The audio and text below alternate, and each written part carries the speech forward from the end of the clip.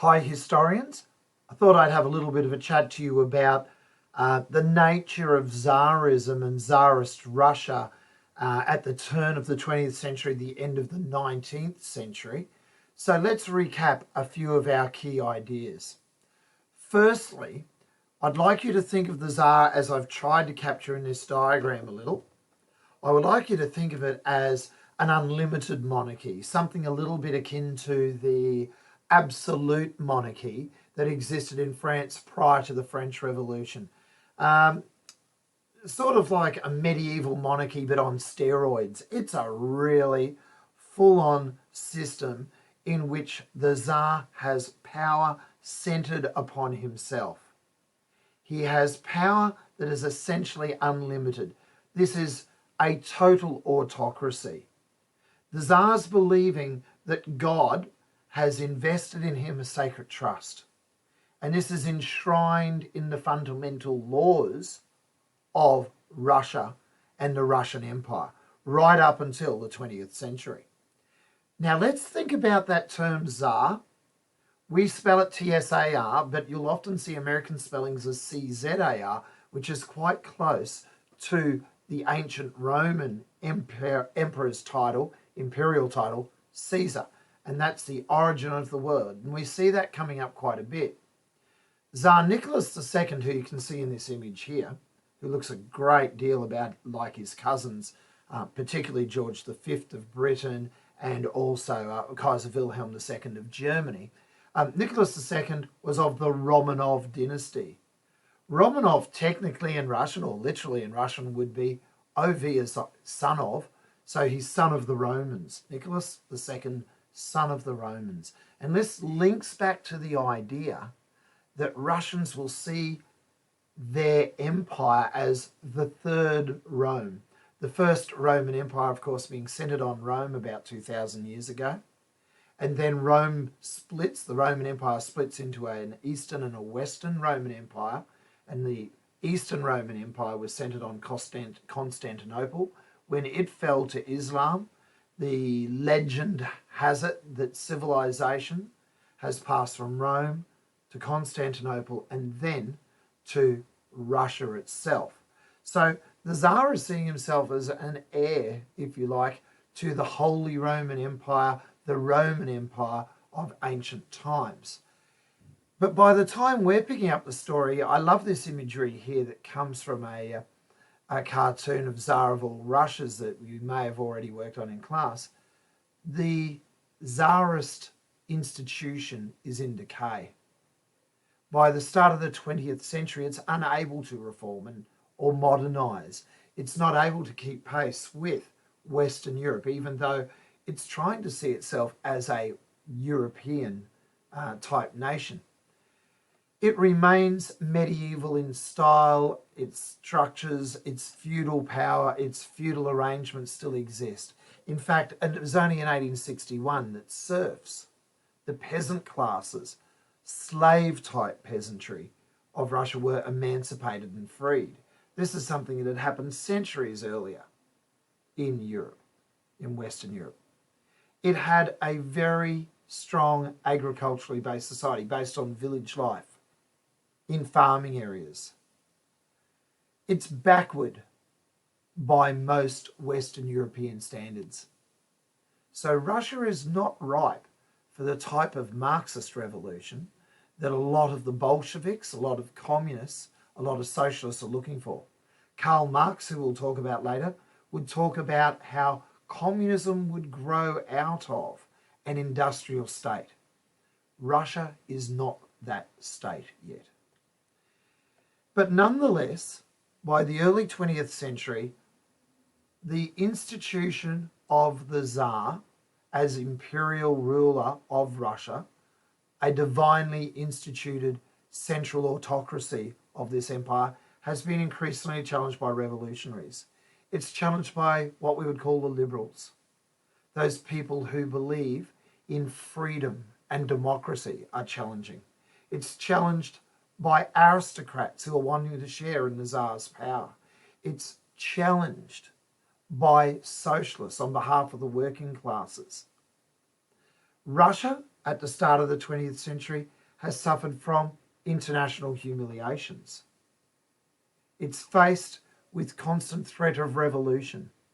We have groups such as anarchists and other socialist extremists carrying out terror attacks, trying to bring about change in the system.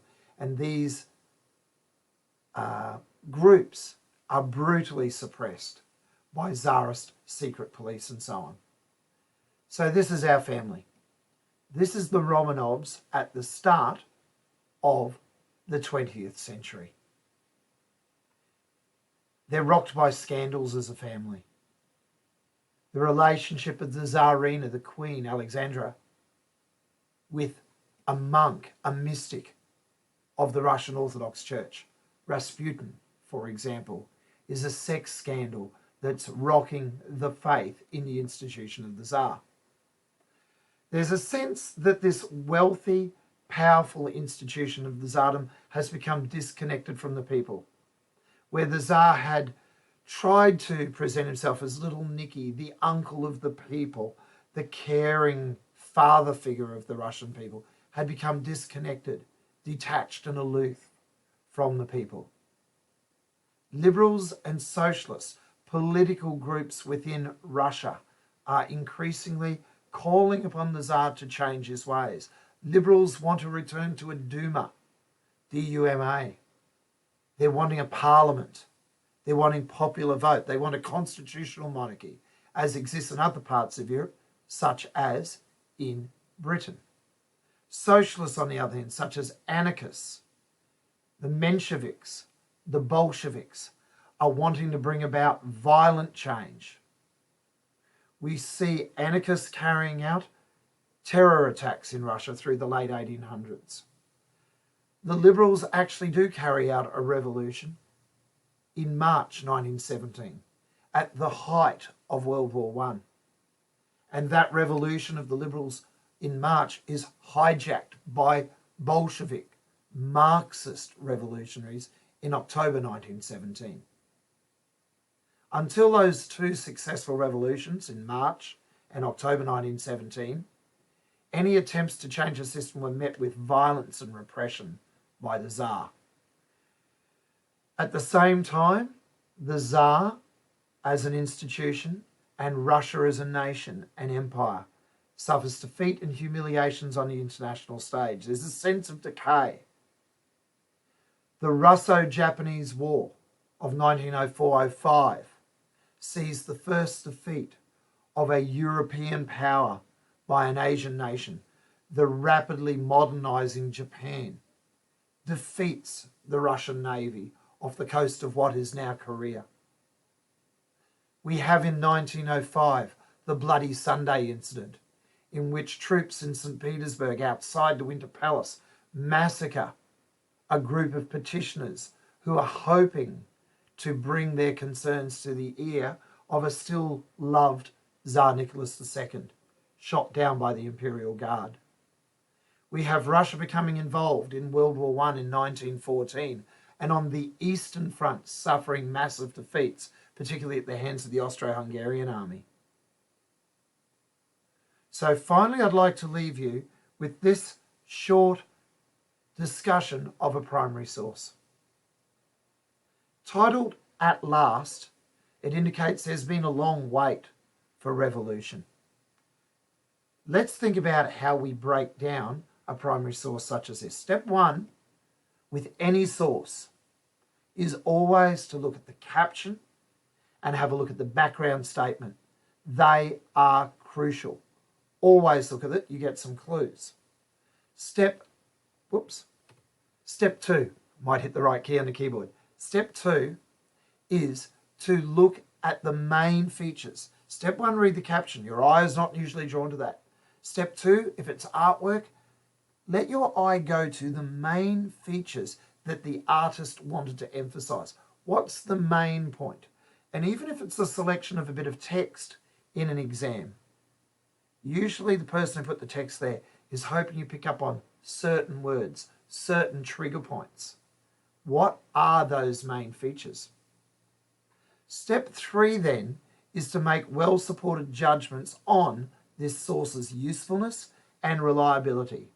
Well-supported judgments on usefulness and reliability are key ways of getting grades on the ISMGs of our senior modern history course.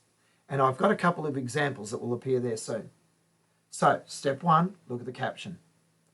This cartoon appeared in the Brisbane Worker, March 1917. So I can immediately put it into a context. It's drawn after, just after, the Liberal Revolution in March 1917 in Russia. And it's before the October 1917 revolution. There's a sense that Russia is still brewing with change in March 1917, that perhaps things aren't fully over. So there's this sense of context that I can get from that date. I've got a little bit more about the perspective when you look at what's in this caption box. You're told by whoever's created the background statement that this Brisbane Worker newspaper was left-leaning. It's progressive, on the left side of politics. It's sympathetic to Labor, the Marxist position, the Communist position, the Bolshevik position, the Marxist position. So there's a perspective we can comment on here. Now let's go to what are the main features. My eye is first drawn to Nicholas II himself. We should recognise his face. Interestingly, he's got even an upturned sceptre. His symbol of power in his hand has been tipped over. The arm and the hand labelled the people is very important. It's a push, not a grab or a punch. So he's been pushed, Tsar Nicholas here. He's been pushed off this chair, over an edge, over a precipice, off the cliff to his doom. It seems that the cliff itself is crumbling underneath him, as if the floor is giving way. What has he been pushed off? Well, it's clearly a chair. In fact, I'm going to say it's a special chair because it's got that double-headed eagle of the imperial crown, imperial coat of arms behind it, the word Russia on it. I'm going to suggest this chair's not any chair, it's the imperial throne of Russia. Another feature then is that background scenery. There are storm clouds, dark clouds looming behind the chair, behind the arm, in the background. These storm clouds indicate there is a coming revolution, further violence yet to happen, a revolution still on its way that's not yet arrived. The darkness and the light in the frame would indicate the revolution is still coming. So all of this taken together gives us some sort of insight into the time and period. And this is where we go to step 3. How do we make a well-supported judgment about usefulness and reliability? Well, I'm going to put to you that you need to have because statements. No matter what you do, you should be saying, this is a useful source. Be really explicit about it. This is a useful source because it gives certain people, students of Russian history, historians, others, name them. It's a useful source because it gives an insight, perhaps, into something that's going on, into the events of 1917, to the sequence of revolutions of 1917, an insight into the reactions of people in Brisbane in 1917. Gives an insight into this by using certain techniques, by certain depictions. How might you build a statement like that? How do we know a source is reliable? Well, I'm going to put to you that it's usually reliable if it's corroborated by other sources. So it's not this source on its own that makes it reliable. It's that this source matches up to other things we know. It might match up to something another historian has said. It can be linked to a quote. It can be linked to another cartoon. Perhaps one like such as the Tsar of all Russias, which also gets the idea that the empire is in decay, that the Tsarist institutions are about to collapse, that they're on a precipice, if you like. So you might make a statement that quite explicitly says something about reliability. It's a reliable source because it provides insights that are corroborated by other sources of the era, such as the artwork Tsar of all Russias. How do I know it's reliable? It's corroborated. It's giving us something that other people say. And we might leave it there.